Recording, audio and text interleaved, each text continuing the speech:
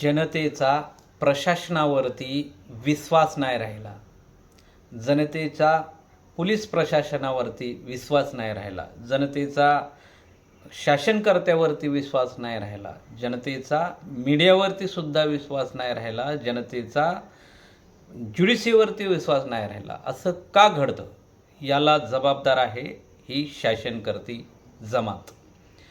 कारण ज्युडिशरीवरती दबाव तंत्राचा वापर करून जजमेंट चेंज केल्या जातात किंवा मग न्यायनिवाडे जे आहेत ते दबावाखाली प्रेशरखाली ती न्यायव्यवस्था काम करते. पोलीससुद्धा त्यांच्या शासनकर्त्याच्या प्रेशरखाली काम करते आणि म्हणूनच जनतेला न्याय मिळत नाही.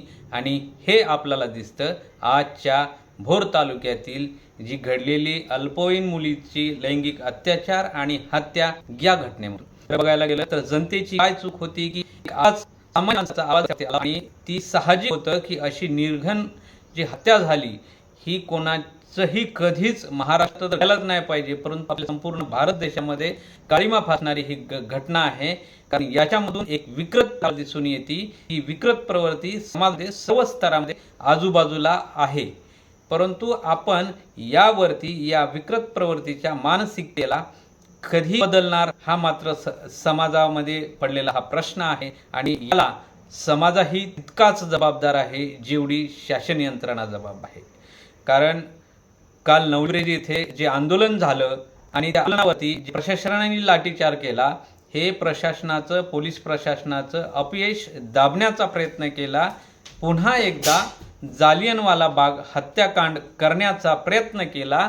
आणि हे असं जर या भारतामध्ये नाही तर आपल्या या छत्रपती शिवाजी महाराजांच्या स्वराज्याच्या भूमीमध्ये जर असं घडत असेल तर या आपण छत्रपती शिवरायांच्या नावाने जे भांडवल करून मतदान मिळवता आणि सत्तेमध्ये बसता या सत्ताधाऱ्यांना माझा प्रश्न आहे की तुम्हाला लाज थोडी तरी आहे का किंवा नैतिकता थोडी तरी उरलेली आहे का? आणि जर का थोडीशी लाज शरम आणि नैतिकता जर उरलेली असेल तर नैतिकतेच्या आधारावरती गृहमंत्र्यांनी राजीनामा दिला पाहिजे.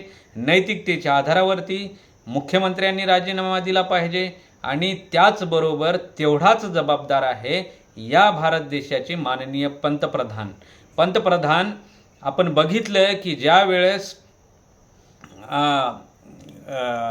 इतर राज्यामध्ये ज्या अशाच घटना घडतात त्यावेळेस मीडियासमोर तर आत्तापर्यंत माननीय महोदय पंतप्रधान आलेच नाहीत, परंतु त्या ठिकाणी भेट देण्याचा सुद्धा त्यांनी प्रयत्न केला नाही. परंतु ते महिलेलाच पाडण्यासाठी बंगालमध्ये जाऊन त्यांच्या विरोधात प्रचार करतात. परंतु जिथं कुठं असं महिलांवरती अत्याचार होतो त्यावेळेस मात्र पंतप्रधान गप्प मुकाट कुठंतरी इव्हेंट करत असतात. हे मात्र एक लाजिरवाणी गोष्ट आहे आणि गांभीर्याने घेण्यासाठी गोष्ट आहे. सत्ताधाऱ्यांना माझा प्रश्न आहे की तुमची खरंच तुम्हाला थोडीशी लाज शरम आणि जनतेपुढं पुन्हा जर तुम्हाला मत मागायला जायची जर